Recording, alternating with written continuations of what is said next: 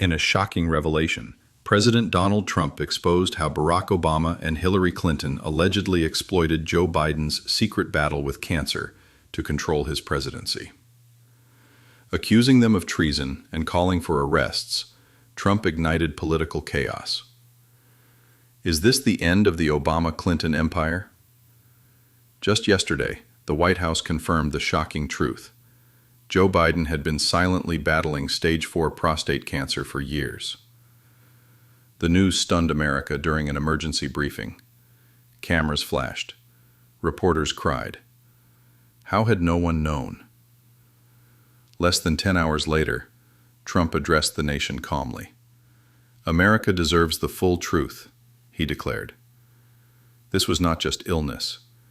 It was the greatest manipulation in presidential history. Holding up a thick classified file, he revealed Obama and Hillary knew years ago and exploited Biden's condition.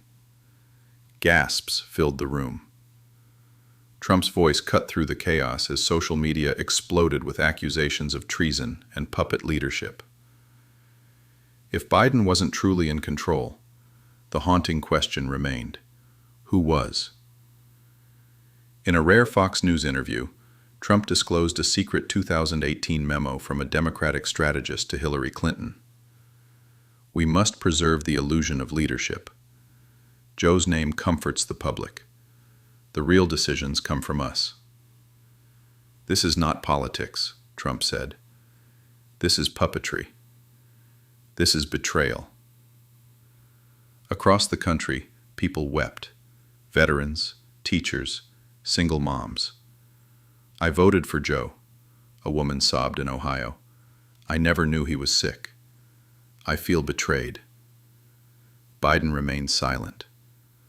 Rumors swirled he was sedated at Walter Reed Hospital.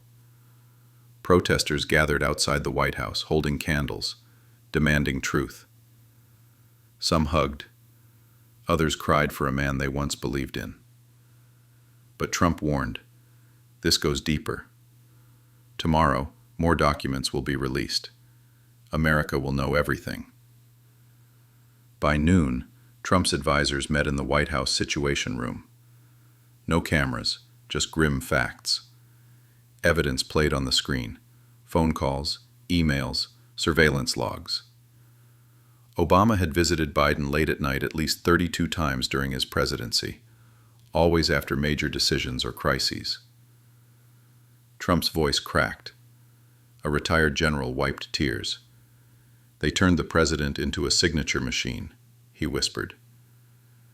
Then came the audio that broke the room. Biden whispering to his nurse in 2022. They tell me what to say. I can't remember much anymore. I just want to go home. Trump stood, unable to sit. We must show this to the public, but gently. This is a nation's heartbreak. Thousands gathered outside, angry and devastated. But one truth was clear. Biden was the face. Someone else pulled the strings. Medication, every sedation before public events. Hillary's team managed his schedule. Obama's aides called after speeches. He didn't know he signed some orders. He cried sometimes. He knew they were using him. Emily broke down sobbing. Trump leaned back, stunned. America's heartbreak was just beginning. By 8 a.m., Emily's unedited statement was released. It spread everywhere. People wept. A 10-year-old boy asked, "Mom, why did they hurt Grandpa Joe?" She had no answer. In a Pennsylvania retirement home, veterans sat in silence until one whispered, "I trusted them." We all did. The hashtag number sign, "They used Joe," trended worldwide. Not everyone believed. Top Democrats denied it. Hillary's lawyer called it political theater. But too many pieces fit. Too much pain surfaced. Inside the White House, Trump stared at the storm he'd unleashed. Not for power, For justice, he said. Let's tell the truth. At 9 a.m., the puppet files were released. 1,200 documents, texts, secret meeting notes. The headline, Joe was never alone. They were always there. One 2020 memo shocked all. Joe's memory slips faster than expected.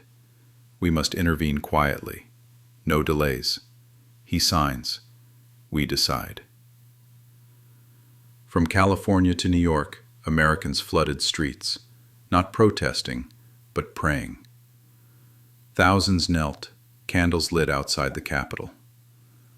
Some cried for Biden, some for America. In a Michigan home, a teenage girl whispered to her grandfather, "How could they do this?" He wiped tears. Power makes people forget they're human.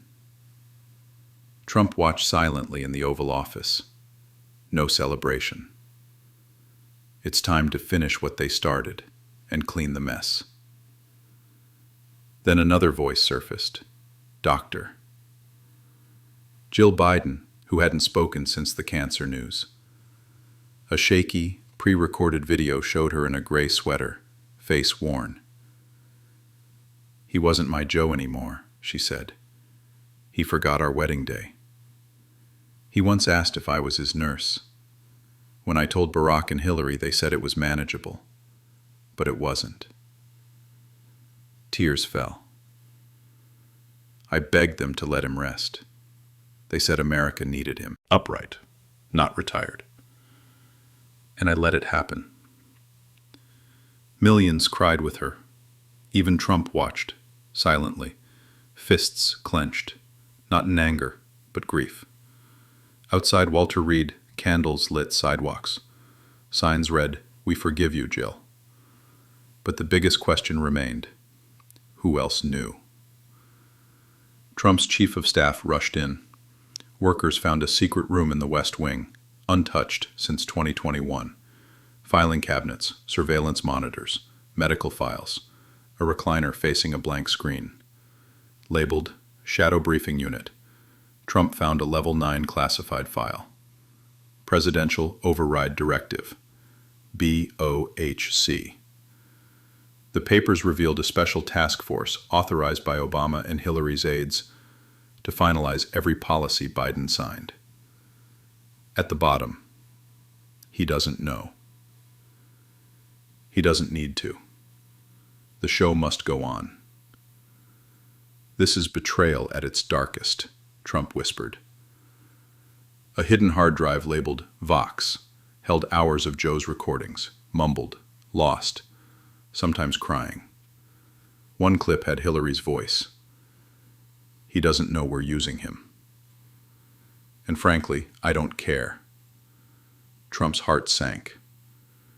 We have to show America everything. That afternoon, a pre-recorded video surfaced. Biden himself, weeks before, tired and weak. "If you're seeing this, someone finally told the truth," Biden said. "I didn't want to keep going. They said I was confused. But America needed me, even if I didn't know what day it was." He looked into the camera with tears. "Donald, if you're exposing this, thank you. I was their puppet." He broke down off camera. The nation stood silent. No more questions, only heartbreak and a truth no one could unsee. At 10:27 a.m., Trump got a call from a former Secret Service agent. "I was on Joe's detail." They use code words. When Joe forgot, we said, "weather protocol," meaning give him a cue card and rush him off. Hillary's team sent instructions minutes before speeches. The agent added, "Sometimes I found him alone, crying. He missed his son. Said he didn't want to keep going."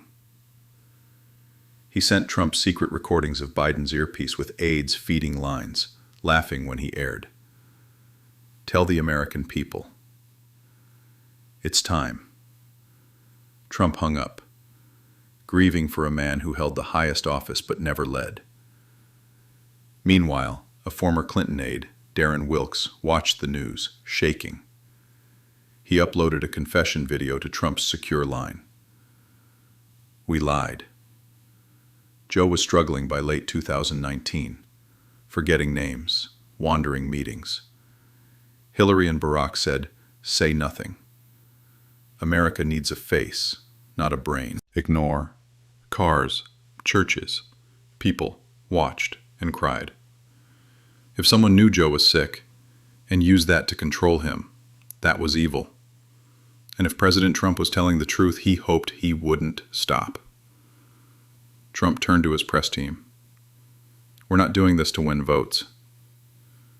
We're doing this to heal a country that's been lied to."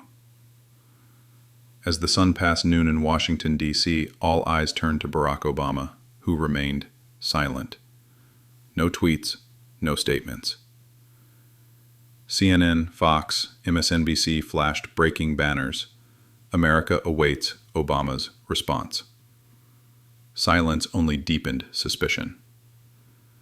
Trump stood near the Oval Office window, watching coverage with a heavy heart. "I wish he'd just speak. If it's a lie, let him say it."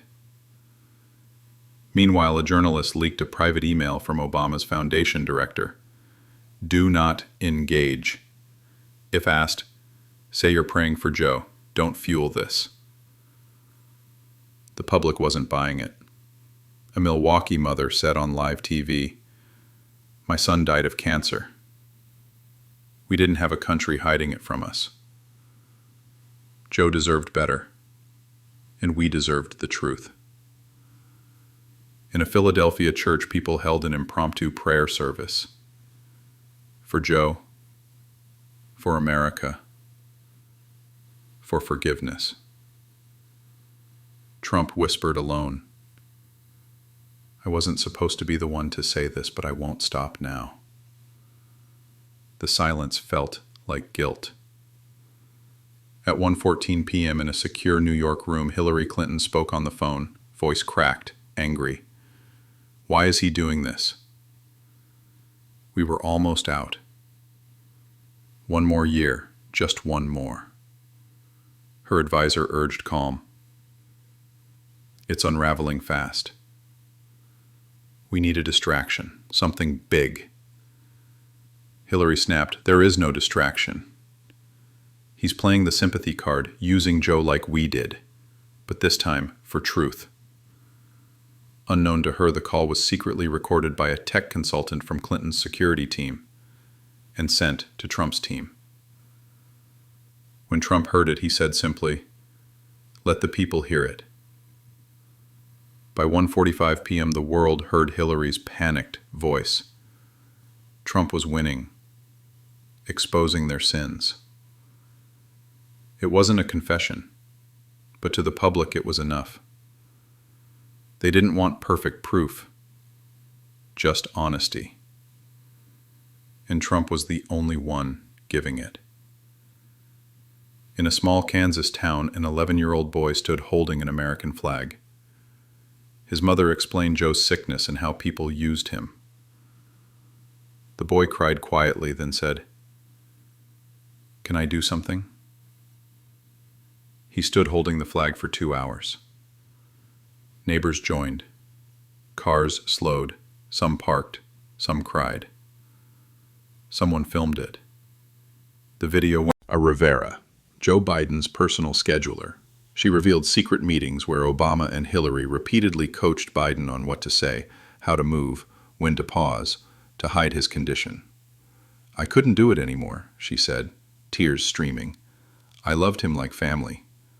They took him away from us all." By dusk, America was broken but awake. No longer just about politics. It was about humanity. And one question lingered in the air.